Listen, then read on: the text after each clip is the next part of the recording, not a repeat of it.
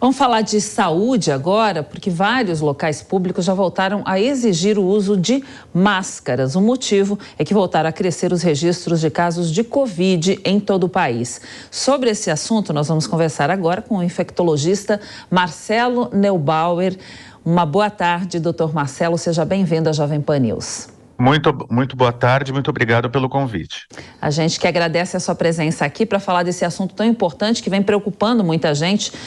Doutor Marcelo, nessa volta aí, nesse momento da Covid, são os adultos que estão entre a maioria dos infectados e a tendência de alta ainda é apresentada, a tendência a aumentarem os casos agora? Sim, a maior parte dos casos que eu tenho visto são em adultos, mas tem também bastante casos em crianças, tá?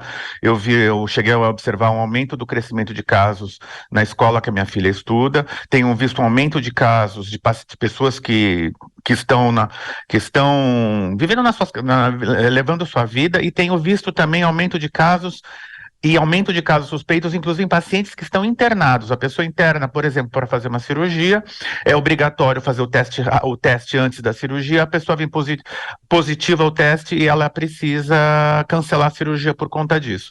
Então a gente tem visto sim um aumento, uma tendência de aumento de casos, e a impressão que a gente tem é que deve aumentar ainda mais. Doutor Marcelo, a gente também conta com a participação do Caio Mastrodomênico, que é nosso comentarista aqui da Jovem Pan News. Ele vai participar da entrevista a partir de agora. Bem-vindo. Boa tarde, Caio. Boa tarde, doutor. Seja muito bem-vindo à nossa audiência. Doutor, nós temos acompanhado, sim, esse aumento de casos, né? Ele está sendo bastante noticiado, mas ao que se parece, conversando com alguns médicos que tive a oportunidade, eu tive relatos de que essa cepa se assemelha muito à cepa que nós tivemos aqui em julho.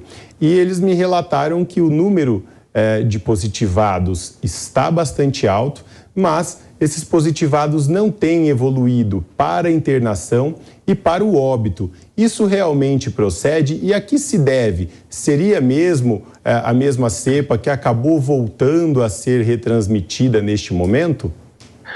Olha, eu não sei te responder se é a mesma cepa ou se é uma variação dela, mas parece que é uma variação. A grande maioria das pessoas que estão novamente se positivando tem quadros leves, tem quadros tranquilos, mas eu cheguei a ver algumas pessoas que precisaram de serem internadas, precisaram de um suporte de oxigênio, alguma coisa assim. Não vi nenhum caso que precisasse retornar a uma terapia intensiva, e todos os casos que eu vi que foram um pouco mais delicados, vamos dizer assim, eram pessoas que ou eram idosas ou tinham outras comorbidades. Então realmente procede a informação que é um grande aumento do número de casos, mas são casos que parecem ser mais tranquilos mesmo. Doutor Marcelo, e como é possível se prevenir desse novo coronavírus? A recomendação de cuidados é da mesma forma que a gente vê até agora, desde 2020? E a transmissão também acontece dessa mesma forma? A transmissão é da mesma forma, é por via inalatória. A melhor maneira de se proteger, particularmente para os que já tomaram a quarta dose há muito tempo ou não têm um esquema de vacinação completa, evitar aglomeração, uso de máscaras em ambientes fechados, lavagem de mãos frequentes, trocar a máscara quando a máscara tiver úmida, porque aí ela perde a eficiência dela, e principalmente quem não tem esquema de vacinação completo, completá-lo o mais urgentemente possível. Uhum. Em relação aos sintomas, doutor, desse novo coronavírus, são os mesmos do outro coronavírus? E caso surjam sintomas, como que a pessoa deve agir? Deve procurar logo um hospital ou esperar até ficar mais grave, como era a recomendação anteriormente? Olha, hoje a gente tem a facilidade do fácil acesso ao teste rápido para Covid. Então, apresentou sintomas, teste, mantenha-se isolado até ao momento ideal de fazer o teste, faça o teste. Se deu positivo, se automonitore, porque realmente a maioria dos casos são quadros que acabam evoluindo como um resfriado, uma gripe até um pouco mais leve. Se começar a apresentar falta de ar, uma febre muito alta, aí realmente vale a pena procurar uma unidade de saúde para uma avaliação, uma unidade de emergência. Doutor, nós sabemos que não é toda a população que consegue ter acesso, por não ter capacidade financeira de pagar um teste. Os testes de farmácia, eles são tão eficazes quanto aqueles feitos no hospital ou tem alguma contraindicação para fazer esse teste? Como as pessoas devem proceder? Olha, a qualidade dos testes de farmácia melhorou muito vamos dizer assim, nos últimos meses. O teste rápido de farmácia, ele tem a mesma eficiência do teste rápido feito em hospital. Agora, eles são muito bons para detectar o caso positivo. Eles pecam um pouco, menos do que no passado, em definir o caso negativo. Então, um teste rápido negativo e a persistência de sintomas, convém fazer um teste confirmatório. Agora, se o teste de farmácia, o teste rápido der positivo, não tem dúvida, a pessoa está contaminada. E por quanto tempo essa doença pode ficar incubada? A pessoa tem pessoas que desenvolvem a infecção pelo vírus e não manifestam sintoma nenhum. Esse é um dos grandes problemas dessa epidemia, porque você pode ter pessoas andando no supermercado, na escola, na faculdade, e elas não terem sintomas. Mas, normalmente, o período de incubação para aqueles que vão ter algum sintoma é de 3 a 5 dias. Doutor, nós temos acompanhado a evolução do aumento de casos mais aqui dentro da cidade de São Paulo, se comparado a outros estados, inclusive. Nós podemos considerar que temos uma endemia ou ainda temos de falar em um possível retorno de pandemia? Olha, o termo endemia, ele significa que você tem uma pequena quantidade de casos estável ao longo do tempo, com pequenas oscilações. Nesse exato momento, o que a gente pode dizer, pelo aumento do número de casos, é que nós estamos tendo um novo surto epidêmico. Doutor, o corpo cria uma imunidade aí contra o vírus ou é possível também ser contaminado mais de uma vez? É possível ser contaminado mais de uma vez, porque o corpo ele cria uma imunidade, mas essa imunidade ela não é sustentada. É mais ou menos como o vírus da gripe. Por isso que a gripe necessita de uma vacinação anual, porque a imunidade ela não se sustenta por muito tempo. Além do que, o vírus ele vai se modificando ao longo do tempo. A gente já teve aí muitas cepas do coronavírus desde o início da pandemia, lá em começo de 2020, e normalmente quando o vírus ele sofre uma mutação e ele, como é que eu vou dizer, você tem uma nova cepa, a imunidade que nós temos contra essa nova cepa pode não ser tão eficiente. Por isso que a gente tem vários casos de recontaminação, mesmo quem já teve a doença, e foi vacinado. A tendência é que as pessoas que estão corretamente vacinadas façam quadros mais leves, mas elas podem se recontaminar.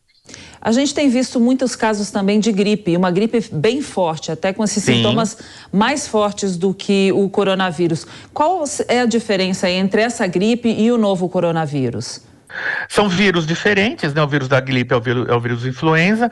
Durante o período de lockdown, nós tivemos uma redução muito significativa dos casos de gripe, porque as pessoas não estavam circulando, e o vírus da gripe ele depende muito de circulação das pessoas terem contato entre si para se contaminarem. Então agora, a gente ficou aí 1 ano e meio sem ter, e agora realmente aumentou o número de casos de gripe, aumentou o número de casos de resfriado, e aumentou por vários vírus diferentes, inclusive. A gente está vendo isso principalmente em população infantil. Uhum. Em relação à proteção, doutor Marcelo, o álcool 92%, ele também é eficiente? E aquele álcool de cereais que é 93%, eles têm a mesma função do álcool gel 70% ou não? Não, o álcool a 70% ele é mais eficiente do que o álcool a 92% ou a 93%. Por quê? Porque esses 30% de água que tem no álcool a 70%, eles fazem com que o álcool demore mais para evaporar. Então ele vai ter um efeito um pouco maior sobre a pele. Então ele é mais protetor. O correto uso é do álcool a 70%. Como são definidos os casos que são divulgados aí, suspeitos nos boletins diários? Olha, pelas notificações. Então, a gente sabe que está tendo uma subnotificação, porque muitas pessoas elas compram o teste de farmácia, elas fazem o teste e não notificam, mas os casos eles devem ser, os serviços de saúde estão notificando os casos que eles pegam positivos quando o paciente testa lá. Doutor Marcelo, e há risco aí de contaminação por esse novo coronavírus quando entra em contato aí com embalagens ou produtos enviados do exterior aí pelos correios? Esse risco é muito pequeno, eu diria que é quase desprezível, porque o coronavírus ele tem uma permanência na superfície relativamente pequena. A grande fonte de contaminação é o contato direto desprotegido, por via respiratória. Sim. Falando agora em relação às gestantes, né? Existe alguma orientação específica com relação a elas?